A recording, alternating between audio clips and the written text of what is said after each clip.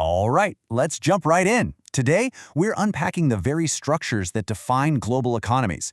And, we're going to skip all that confusing traditional jargon. Instead, we're looking at national development through a really focused, totally fascinating lens. To do this, we're relying on the specific technical insights of Nigerian policy thinker Oluyomi Ola-David.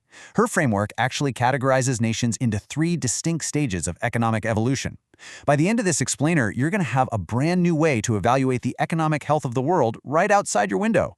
So here's our roadmap. First, we'll meet Oluyomi Ola-David. Then we're going to explore those three stages of economic evolution: the lazy economy, the active economy, and the circular economy, before we wrap up by looking at your own economy's future. Section 1. Meet Oluyomi Ola-David. Okay, let's dive into this. On her platform, she grounds her whole macroeconomic theory in a really deeply human, solution-oriented perspective. She says, and I quote, "I am concerned about global development and transformation. I enjoy generating solutions, influencing policy and strategy, and providing clarity." This is absolutely crucial context for us. You see, her economic definitions aren't just dusty academic exercises. She designed them as practical tools to diagnose real-world problems and literally chart out clear, actionable paths for national transformation. And her commitment to this mission, well, it's incredibly well documented. If you look at her extensive writing archive, which spans all the way from 2014 through 2023, she has consistently focused on really heavy-hitting topics. We're talking global development, poverty, equity, and inclusion within global value chains. She spent years distilling these super complex scenarios into clear policy briefs and technical insights. It's exactly from this wealth of analytical experience that she developed the three specific terminologies we're breaking down for you today. Section 2. The lazy economy.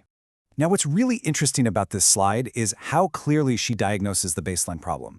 She defines lazy economies as countries with little or no processing capacity. They basically survive on raw commodity exports, suffer from premature deindustrialization, and maybe the worst part, they consistently lose their stock of human capital to brain drain. Think of it like owning this massive fertile farm, but selling all your raw wheat for pennies, only to turn around and buy back expensive loaves of bread from somebody else. It is a devastating interconnected domino effect. Let's break down the exact components of her definition so you can see exactly what this lazy structure looks like in practice. Look at the processing capacity. It's little or none. Because a nation can't process what it naturally has, it relies entirely on raw commodity exports. They're just shipping out raw materials. And the human cost of this? Well, without industries to absorb skilled workers, the country, as she puts it, loses stock to brain drain. The brightest minds just leave, simply because the economic environment can't utilize or reward their talents. It's basically a cycle of extraction with zero internal value creation. Section 3. The active economy. Now listen to this shift, because this is the established solution. Active economies are countries that actually have established their processing capacity. So instead of just pulling raw materials out of the earth and exporting them, they thrive on manufactured exports and high-tech services. And because of this, they build talent. They grow their human capital stock to create value both within and outside their national borders. Honestly, the contrast here is night and day. And this brilliantly illustrates the human impact of that shift. While the lazy economy is actively bleeding its brightest minds to brain drain, the active economy does the exact opposite. By providing industry and high-tech services, it retains and multiplies that talent. The talent stays, creating immense value at home and internationally. A nation's people literally transform from an exported loss into its absolute greatest foundational asset. As we look at the breakdown of the active economy, the absolute key here is that established processing capacity. That's the catalyst.